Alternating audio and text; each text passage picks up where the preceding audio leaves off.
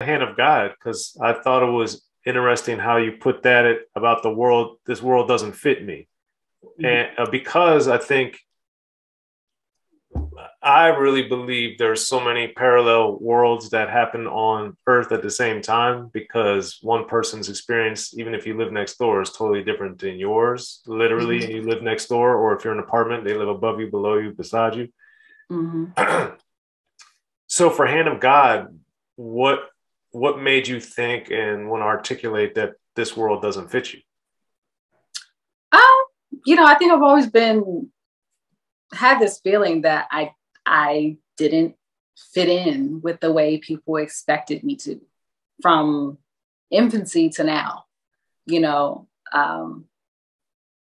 I can trivialize it to say like I'm a bit socially awkward, but I think that there are a lot of things about my beginnings and experiences that kind of set me apart and made me feel like an outsider observing, and never with the want to belong, but also acutely aware of not belonging. And what that meant for me, in terms of having to work harder to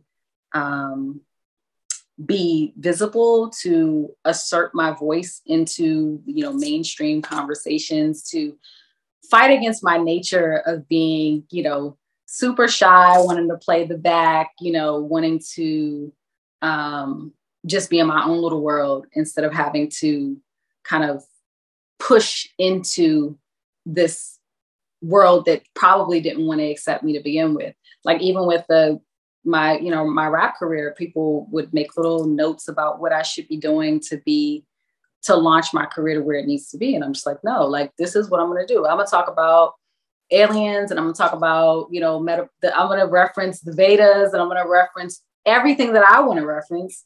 And people will get on the train when they're ready to get on the train. Like that is what it is.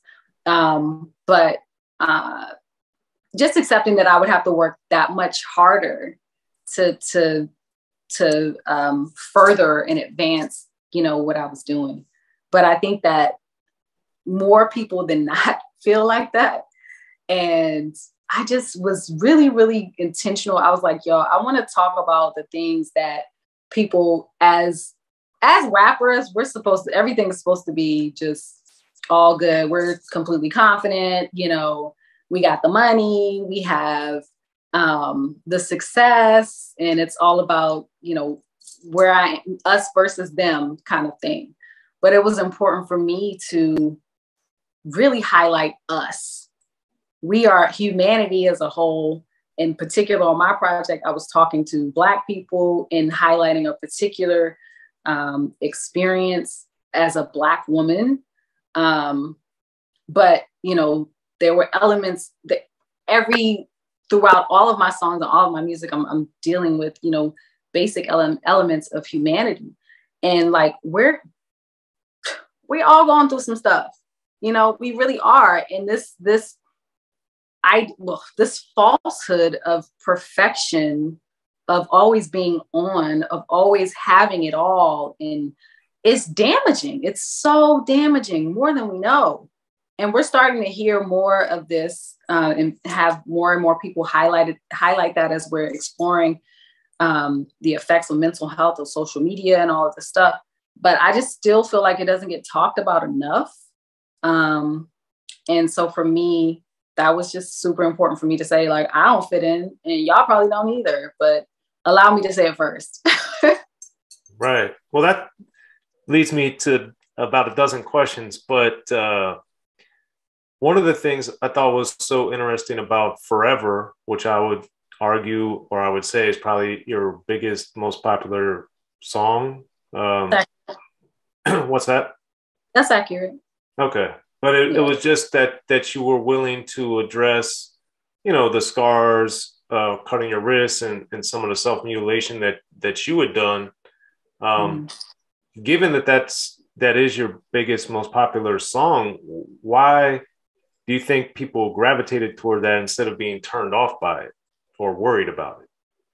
Because I think I mean, it speaks to what I was expressing before. Like, I think sometimes you have to see someone else be daring enough to do something before you're like, yes, this is what I've been waiting to hear, see, you know.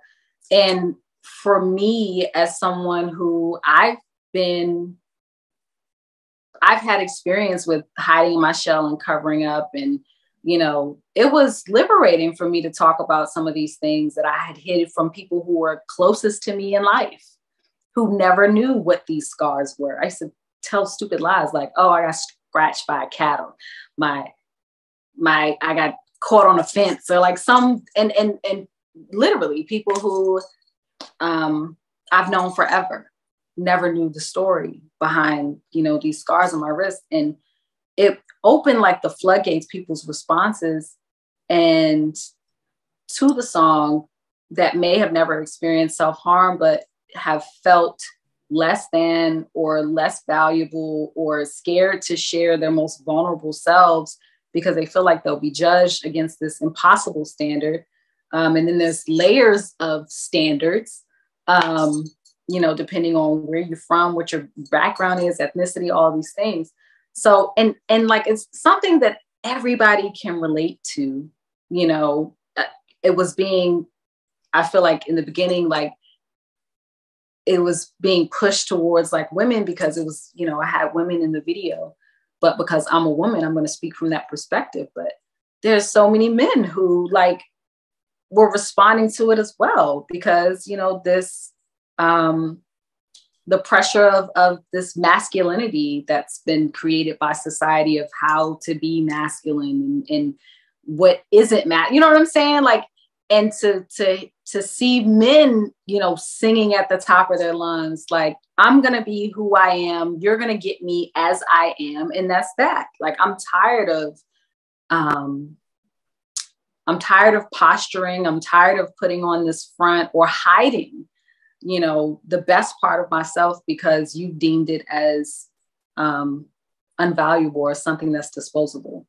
So that's just like a basic human feeling, I feel like, but we don't acknowledge it enough. We don't allow ourselves to, because this culture encourages us to, you know, that's not important. You put on a face, you achieve these goals, you know, you reach for these particular markers of success, and you show up with your best face at all times. I don't care if you're here to make me money. I don't care about your personal stuff. You can leave that at home. So that we've like taken that on and internalized it, and to our detriment. And so now I'm like, let's, you know, let go of that. You get me as I am. Yeah. And you also say on Forever that I'm scarred up and I'm fine with it, because part of, I think, the reality, but also part of the healing in our journey as people is that we have to understand that we are going to have problems, make mistakes, but it's not that you're going to have them. It's how you deal with them and hopefully are able to move past them. And that's a very valuable thing. Yeah. And do you, I know we talked about a little bit, but with meditation and different things, as you progress, do you find these type of challenges mentally, physically, spiritually, and emotionally easier to deal with, or is it still as hard as it's ever been? How has that journey been for you? I think as I've articulated some of these things that I had previously kind of kept hidden or just only kind of thought about it, you know, personally, I think that is, I always say, like, you know, writing for me is, you know, healing for me. Like, and that's really true. Like, so for me, that's allowed me to accept a lot of the things that I felt were impediments, or I felt were, you know, unattractive, or things that I should not vocalize, especially within this space. It allowed me, the more and more I was transparent about these things, and the more I saw that people appreciated me being transparent, and it was oftentimes a reflection. We were reflecting one another and each other's experiences. That helped to make me feel more comfortable in my skin.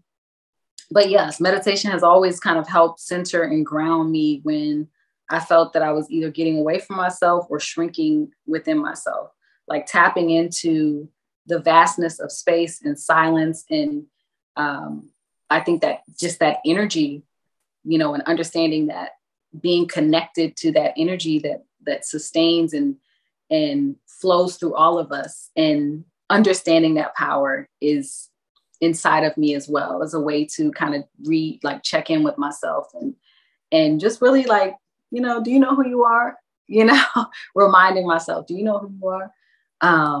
So yeah, meditation has played a huge part in centering myself. And then what role, if any, does traveling have to do with that? Because I know on your YouTube channel in particular, you've put up being in Morocco and traveling to different parts of the world. Mm-hmm. How has that affected you?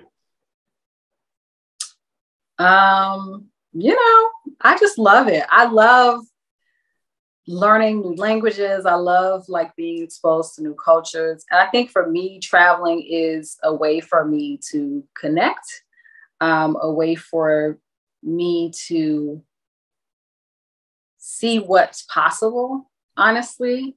I think when I think I've always been looking for something more than what I had. One of my first trips, my big trips, was when I was a teenager. And then when I came back, I was like, this place is too small for me, you know? And then where'd you go? Where'd you go? There was Amsterdam and Italy. That's a big trip from when you were in D.C. Mm-hmm. Yeah. How did you get to do that? An old friend of mine had gone before, and his homie was Italian, and so we were like, we're just gonna go. And I was like, okay, let me just save up my little coins. I was a smoker at that point, so I was excited about Amsterdam, and an eater, so I was excited about Italy. So I was like, okay, we're gonna go. And I think that it just reminds me of like what's possible and how your perspective and of what you can be and how you can grow beyond these expectations and constraints that we often find ourselves being beholden to. And it's hard to see that when you're in the space. You know, it's hard to see that when you're constantly in this environment that coaches you and prods you to being one thing or a few particular things, and this is what you reach for.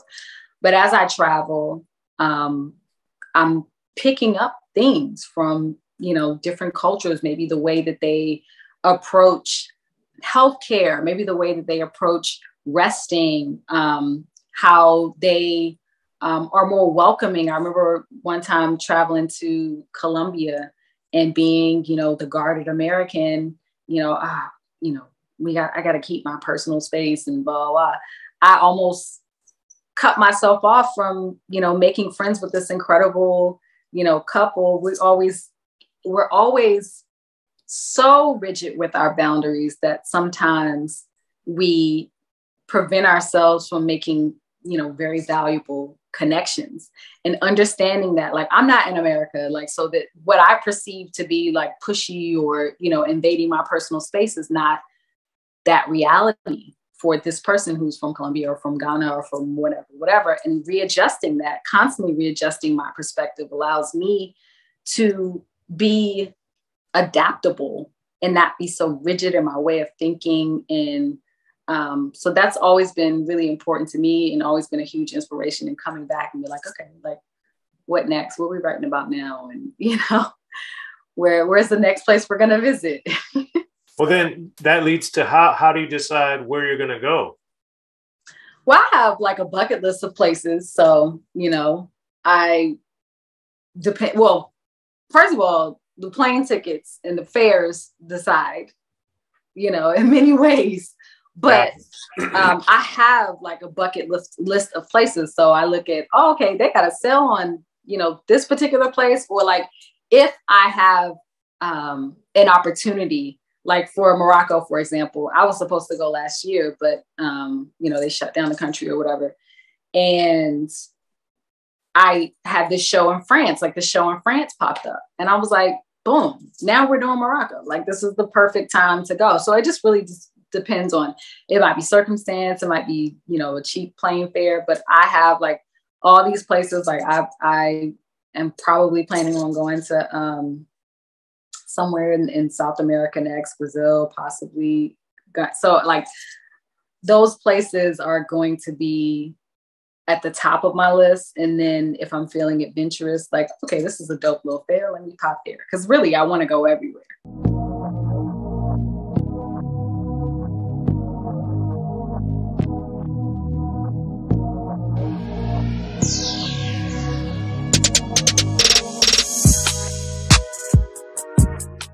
In the beginning, hip-hop was ruled by the East Coast. Then the West Coast rose to prominence, thanks to gangster rap. Straight out of Compton, crazy motherfucker named Ice Cube. Hip-hop changed the world. Gangster rap changed the narrative. I'm representing for the gangsters all across the world. And then changed the world again. Cause I'll come and take your life away. The history of gangster rap features unheard stories, unseen photos and documents, all with exclusive interviews from the founders and players who shaped gangster rap. I think a real gangster rapper has to scare you a little bit. The history of gangster rap written by veteran rap journalist Soren Baker. In stores now. Yo, what up? This is DJ Quick. Be sure to pick up my homeboy Soren Baker's book, The History of Gangster Rap, if you really want to know what we do.